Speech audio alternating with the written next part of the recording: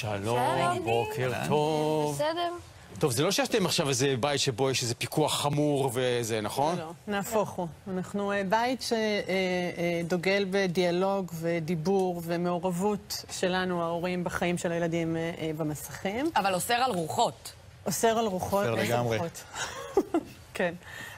אלה, לקח לי רגע.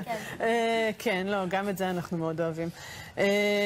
ואנחנו בעיקר משתמשים חדשים יחסית באפליקציה הספציפית הזאת, שאגב היא לא אפליקציה, היא פיצ'ר של גוגל, שיש גם מקביל באפל שנקרא סקרין טיים, שמה שמייחד אותם זה שהם מובנים, זה לא משהו שצריך להוריד, הם מובנים בתוך הטלפונים, ומאפשרים לך בקרה במידה ובמינון שמתאים ונוח לך מול הילד שלך. איך זה נעשה אבל? אז במקרה שלנו אנחנו לא בחרנו למצוא, לעקוב אחריהם, לראות איפה הם נמצאים בכל שעה משעות היום, כמה אחוז יש להם בסוללה או דברים מהסוג הזה, אבל כן יש להם שעות מאוד מוגדרות לשימוש, שזה 8 בבוקר ועד...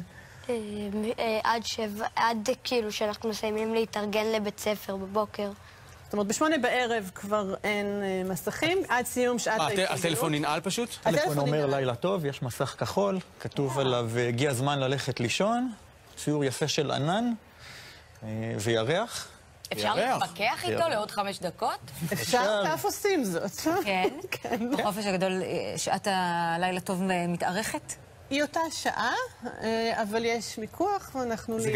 יש דיאלוג. זה גם מפקח על התכנים, סוגר אופציה לכל מיני... יש שם המון אפשרויות, לא בכולן אנחנו משתמשים. יש שם באמת יכולת פיקוח מאוד רחבה, אבל אנחנו בעיקר משתמשים בעניין הזה של שעות השינה, ונגיד אם הם רוצים להתקין...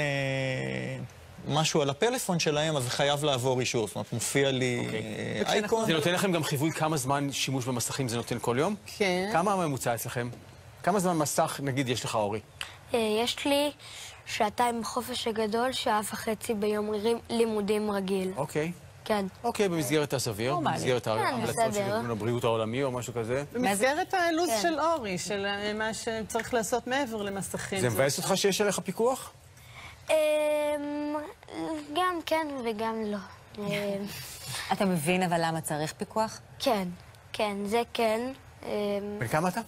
אני בן 11. ממתי יש לך טלפון? יש לי טלפון חכם מהשנה בעצם. יפה. כן. הצלחתם למשוך קצת. יפה לנו, לא. יפה לכם. לא, זה פחות יפה. כן. מה? לא, זה פחות יפה השנה. באמת הרבה חברים שלו כבר היו עם סמארטפונים, והוא עדיין היה עם איזה משהו שדומה לנוקיה של פעם. אין סנד, מה שנקרא. טלפון טיפש שלא יצא מהתיק לאורך...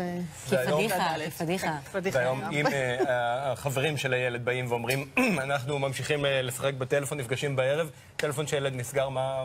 זהו, עד כמה הלחץ החברתי באמת תופס פה תפקיד? לפעמים אם אני צריך, הם ישחררו לי. אם אני צריך להיפגש עם חבר או משהו כזה, או שאני באמצע משהו חשוב, הם ישחררו לי.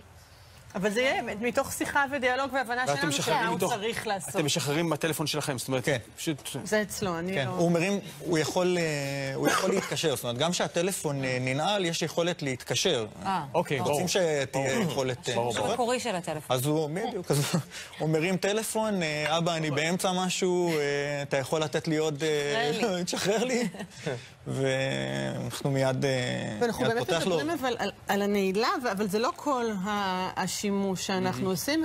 אחד הדברים שחשובים לנו זה שכן לגיל מגיעה בעצם כל בקשה לאפליקציה או משחק חדש, וזה לא נגמר בכן או לא, אלא אנחנו באמת בודקים ורואים אם זה מתאים לגיל שלהם, אם זה נכון עבורם, מה זה, לפעמים אנחנו משחקים איתם. אנחנו די מאמינים שהכלי הזה של הטכנולוגיה הוא משהו שיכול גם לחבר ולקשר בין הורים וילדים, ולא רק להרחיק. גם נהנים מהיתרונות שיש לטכנולוגיה הזאת. יש לך פורטנייט על הטלפון? על הטלפון אין לי, כי עוד לא יצא לסמסונג. אני גם לא כל כך משחק פורטנייט, זה לא משחק כל כך כיפי לפי דעתי, אבל הוא משחק שאני משחק מדי פעם. שערורייה. זה הכותרת מי הספר שלך, אני רוצה לדעת. מי הספר שלך, אני רוצה לדעת. אמיר בלישה במבשרת, אם אתה באמת רוצה. מאוד מוצלח. וואי, הוא מאוד מאוד יוניק. מאוד כל ייחודי.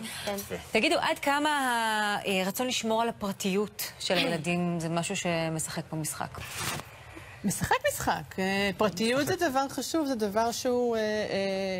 אני אציג את עצמי גם כפסיכולוגית חינוכית במקצוע שלי, לא רק כאימא, וזה צורך התפתחותי של ילדים ככל שהם גדלים, גם הצורך הזה הולך. זה לא איזשהו כלי לרדת ככה לרזולוציות הקטנות של חיים הפרטיים. ממש לא. הוא כלי עזר לתקשורת שלנו איתם סביב הנושא הזה של הרשת, כדי שנוכל להיות מעורבים יותר, כדי שנוכל לדבר, לשחק, להיות איתם, וגם כדי שנוכל לבסס בצורה נכונה עבורנו את הגבולות שלנו בבית לשימוש ברשת.